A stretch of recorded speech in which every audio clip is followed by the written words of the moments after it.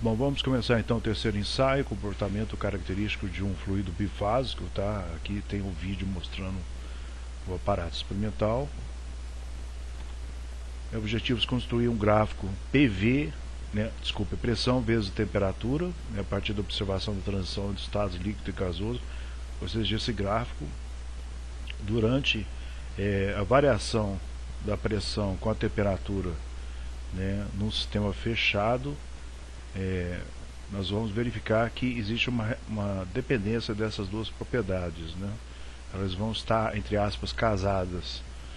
Ou seja, quando eu tenho uma mudança de fase, ao mesmo tempo que eu vario a minha pressão, a temperatura também vai variar. Então a gente tem um processo isobárico e isotérmico durante a mudança de fase, Então a gente vai verificar como que vai se apresentar esse gráfico.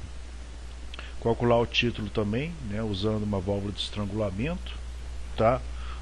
Para cada valor de pressão medido no manômetro, variando essa pressão de 1 em 1 bar. Para o experimento utilizaremos o aparelho de pressão de saturação da Armfield. O equipamento consiste de um circuito de tubos retangular, integrando uma caldeira e um membro vertical. A água no interior da caldeira aquecida por um par de cartuchos até o ponto de ebulição. E ao entrar em ebulição, fecha seu ponto de enchimento, tá? Como vai ser explicado no vídeo, verifica se a temperatura de saturação versus a pressão de saturação.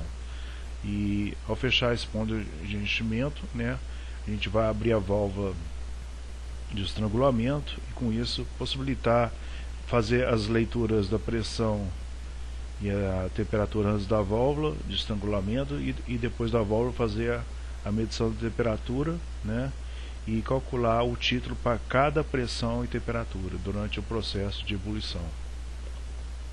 Aqui nosso aparato, aqui está a nossa caldeira, tem um visor, onde vamos poder verificar durante o processo de aquecimento e de mudança de fase o que ocorre aqui, a formação de bolhas, a convecção, a condução, Aqui tem a válvula de alívio de pressão, tá? Caso questões de segurança, o ponto de enchimento, tá? Onde nós vamos deixar aberto durante o processo de aquecimento da água, depois vamos fechar para que temos um sistema fechado. A nossa válvula de estrangulamento, nós vamos medir aqui a nossa pressão e temperatura, e aqui vamos medir a nossa temperatura, e com essa válvula nós temos um processo isoentálpico. E através dela, a gente vai possibilitar calcular o título para cada valor de pressão e temperatura durante o processo de mudança de fase. Tá? Aqui o nosso manômetro em bar, nós vamos variar a pressão de 1 em 1 bar, tá ok? Nos dá a pressão efetiva, até 6 bar. Sobre as caldeiras, que seriam esse nosso aparato aqui, que tem um visor de vidro, são equipamentos que produzem vapor em altas pressões para movimentar máquinas térmicas e com isso transformam energia térmica em outros tipos de energia, principalmente a mecânica. Então, no sistema de turbina a vapor, as caldeiras são importantes, pois ela vai fornecer o vapor, no estado, no regime superaquecido, vapor superaquecido, para que haja transformação da energia térmica em trabalho mecânico, para depois, com isso, esse trabalho mecânico estará produzindo através de um gerador energia, eletricidade, ou também fornecimento de vapor para processos industriais. Definição de substância pura, é aquela que tem composição química invariável, homogênea, pode existir mais de uma fase, mas a sua composição química é a mesma em todas as fases. Assim, água líquida e vapor d'água ou mistura de gelo e água líquida são todas substâncias puras, pois cada fase tem a mesma composição química. Já a mistura de ar líquido e gasoso não é uma substância pura, pois a composição química da fase líquida é diferente da fase gasosa. Tá? Utilização do vapor na engenharia, o vapor gerado a partir da água, evidentemente, fluido relativamente barato, acessível em grande parte do planeta. Sua temperatura pode ser ajustada com precisão, controlando a sua pressão através de válvulas. Transporta grandes quantidades de energia, com pouca massa, e ao retornar ao estado líquido, cede essa energia ao meio se deseja aquecer. É facilmente transportado através de tubulações, podendo percorrer grandes distâncias entre os pontos de geração e utilização. Pesquisem qual outro tipo de fluido que poderia ser usado ao invés da água. Tá, ok? Definições de calor sensível e latente, né? O calor absorvido por quilo de água líquida está até a temperatura de ebulição chamada de calor sensível, tá? Na unidade é joule, quilo, Kelvin. Tá? Essa é a equação, né, que para calcular o calor sensível, né, não durante uma mudança de fase, durante o aquecimento ou resfriamento. Então a transferência de calor, né, recebida ou perdida é igual a massa vezes o calor específico, tá, que seria um C minúsculo, vezes a variação de temperatura. Então isso vai fornecer a quantidade de calor que iremos obter para que haja um aquecimento ou uma perda de calor de um determinado fluido. A definição de calor sensível está relacionada também com o conceito de capacidade térmica, tá? Que corresponde à quantidade de calor que a massa total de um corpo precisa receber ou perder para que sua temperatura varie de 1 grau Celsius. A capacidade térmica, né, é dada por massa vezes o calor específico, tá? Onde a sua capacidade é dada em joule por Kelvin, tá bom? E o calor latente, né, é o calor necessário para que haja a mudança de fase, né? Então, determinado pela letra CL, o calor latente de uma substância é calculado através da razão entre a quantidade de calor, né, que a substância deve receber ou ceder, e a massa da mesma, ou seja, o calor latente é o calor recebido, né, ou recebido ou cedido dividido pela massa. Então, esse calor latente em joule por quilo, né, está relacionado então com a mudança de fase do meu fluido. Aqui, né, a gente mostra um gráfico da temperatura, né, e a variação e o tipo de calor, né. Quando eu tenho apenas o aquecimento, eu tenho o conceito de calor sensível. Durante a mudança de fase, tenho o conceito de calor latente. E novamente, durante o aquecimento, para a fase vapor do fluido, eu tenho o conceito de calor sensível. Conceitos fundamentais em termodinâmica, né? Líquido sobre resfriado, né? Se a temperatura do líquido for menor que a temperatura de saturação, né? Então eu tenho no gráfico TV, temperatura versus volume específico, eu tenho que, esse aqui vai ser o meu ponto, então esse é o meu temperatura do meu líquido, que está abaixo da minha temperatura de saturação, aqui TS ou TSAT. Então eu tenho que o meu líquido é subresfriado, tá? Já quando eu falo de líquido comprimido, eu olho o gráfico PV, pressão versus o volume específico.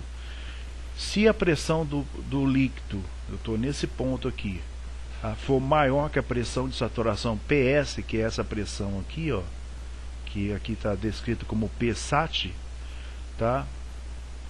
Para a temperatura existente, então tem-se um líquido comprimido. Então a diferença dos dois gráficos, quando eu falo de líquido subresfriado, eu analiso o gráfico TV. Quando eu falo de líquido comprimido, eu analiso o gráfico PV. Então no gráfico TV, né, observe que quando eu estou aquecendo a água, né, estou aquecendo a um processo isobárico, né, ok?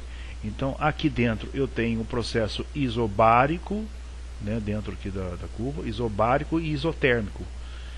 Mas aqui, no caso de um processo isobárico, por exemplo, eu estou aquecendo a água numa panela aberta, né, então o meu ponto aqui vai percorrendo essa linha de pressão constante.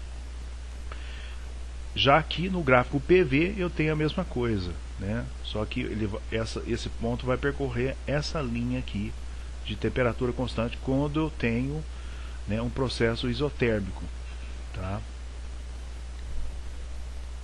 Temperatura de saturação é a temperatura na qual se dá a vaporização de líquido para vapor de uma substância pura a uma dada pressão, chamada de temperatura de saturação, TS. Essa pressão também é chamada de pressão de saturação, ou seja, no caso do nosso experimento, na caldeira, quando eu estou fervendo a água, né, ou no caso típico de uma panela de pressão existente em sua casa, quando você está fervendo a água, a pressão que aumenta, eu tenho uma temperatura de saturação, um valor correspondente. Então são propriedades dependentes. Então, dessa forma, para a água, há uma pressão de saturação de 1 atm, a temperatura de saturação da água é aproximadamente 100 graus Celsius, é 99,61, uma coisa assim. A água ferve, então, em 1 atm a 100 graus Celsius, ou ferve, no caso, por exemplo, se eu tiver uma pressão dentro da panela de pressão, né, um exemplo típico, né, por exemplo, o valor de 6,8 atm, ela vai ferver a 164,34 graus Celsius. Então, logo, eu tenho que, se a minha pressão de saturação é 1 atm, a minha temperatura de saturação é de 100 graus Celsius, ou a temperatura que minha água vai entrar em processo de evaporação. Se a minha pressão, se eu tenho dentro da minha caldeira uma pressão de 6,8 atm, né, a minha pressão de evaporação, né, vai ser de 164,34. Então, observe que essas propriedades são dependentes, digamos que elas são casadas. Líquido saturado. Se uma substância existe como líquido na temperatura Ts e pressão Ps, essa substância é chamada de líquido saturado. Em um estado saturado, pressão e temperatura são propriedades dependentes, como falei. Para definir um estado, a gente sabe que é necessário duas propriedades independentes. Então, no caso, durante a região de mudança de fase, eu preciso conhecer o título para ter a terceira propriedade, para definir o estado. Fora da região da mudança de fase, não. Título, tá? É quando uma substância existe parte líquida e parte vapor na temperatura de saturação. Seu título é definido como a relação entre a massa de vapor e a massa total. Logo, o título é dado pela relação da massa de vapor pela massa total. O título é uma propriedade intensiva, né? Não depende da massa e é dimensional. Vapor saturado. Se uma substância existe como vapor na temperatura de saturação Ts, essa substância é chamada de vapor saturado. Tá? Pode-se encontrar o termo vapor saturado seco, tá? Que significa que eu tenho o título igual a 100%. Tá? Vapor superaquecido. Quando o vapor está a uma temperatura maior, né? Ou seja, vapor uma temperatura TV, que é a temperatura de saturação Ts, esse é chamado de vapor superaquecido. Para que o vapor superaquecido, com os valores PV e TV, tem-se que essas propriedades são independentes, pois TV pode aumentar, mas a pressão PV do vapor permanece constante se tivermos um processo isobárico. Né? Utilizações do vapor. A substância de trabalho, né, normalmente um gás, um vapor, transfere essa energia através de uma expansão no interior de uma máquina térmica acionando o sistema térmico, né? Então, no caso, um dos objetivos dela é realizar trabalho mecânico.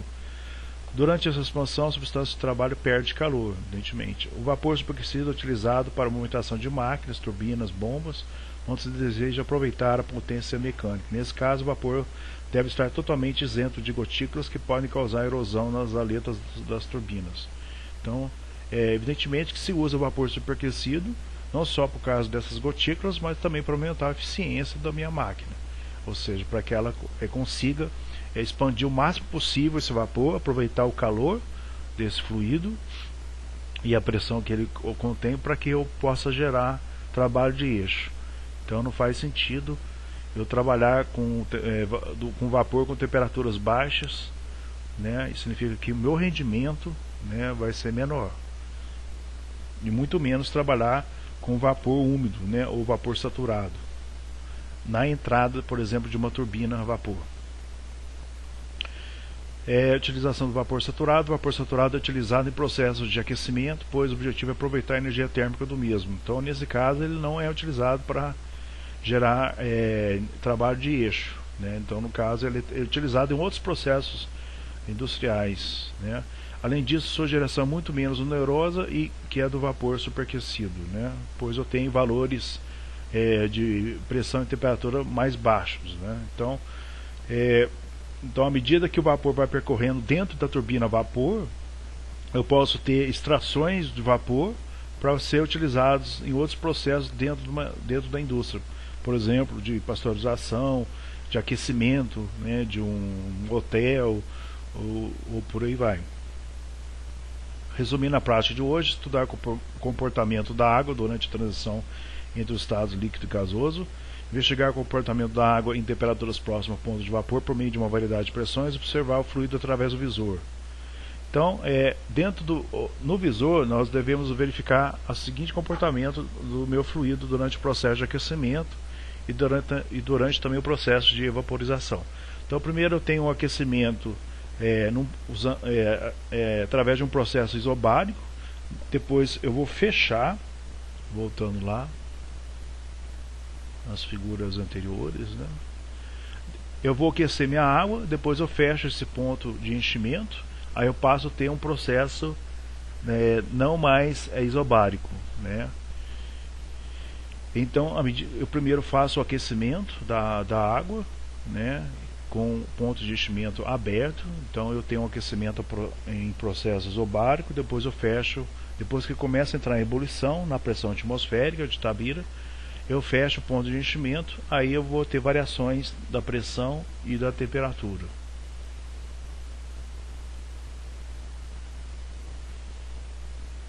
Então, o aquecimento entre o par de aquecedores de cartucho, o fluido se dá por condução, né, durante quando a válvula estiver aberta, né, ou seja, aberta para a atmosfera. Então eu tenho um aquecimento em processo isobárico, como falei. No primeiro momento, devido ao fluxo de calor ser muito baixo, não ocorre ebulição. A mudança de fase só é observada na superfície livre. Aqui, continuando o aquecimento, o fluxo de calor mais elevado vai significar uma mudança de fase na superfície do aquecedor. Camadas de fluido ao redor do aquecedor atingem a temperatura de saturação e ocorre o surgimento de pequenas bolhas, como pode ser observado aqui na figura. Surge uma camada, essa camada delimitadora entre o aquecedor e o volume principal da água, que é quando atinge o fluido, o resfriador condensa, né? Então esse seria mais o fluido que estará na temperatura mais baixa, né? Mudança de fase só ocorre na superfície livre. Continuando com o aquecimento, o fluxo se eleva, o calor é transferido pelo fluido por convecção livre, tá? A maioria do vapor atinge temperatura de saturação. O movimento das bolhas agita o fluido, ocorre ebulição nucleada. Pesquisar sobre essa ebulição nucleada. O aquecimento dentro do vaso se dá a volume constante, né? Isso faz com que o processo de aquecimento aumente a pressão interna, depois que eu fechar lá em cima. Conforme a pressão aumenta, a temperatura de saturação também aumenta e o líquido se torna superaquecido. Então, atividades, nós vamos construir um gráfico pressão versus temperatura durante o processo de mudança de fase, ou seja, quando eu tiver lá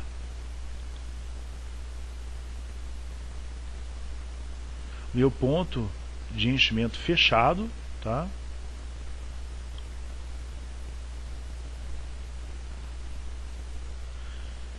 Vamos calcular o título, tá, para cada valor de pressão, né, variando de 1 em 1 bar, lida no manômetro, né, até 6 bar. Vamos relatar sobre a mudança de fase, calor sensível, calor latente, ganho de energia das partículas de água, né, ao se transformar em vapor. Descrever sobre as utilizações do vapor na engenharia. Descrever outras utilizações, tá? Pesquisar, portanto. Vocês vão enviar para o meu e-mail, rogerio6497@gmail.com, até a meia-noite, pois hoje vamos fazer a primeira prova da prática, tá?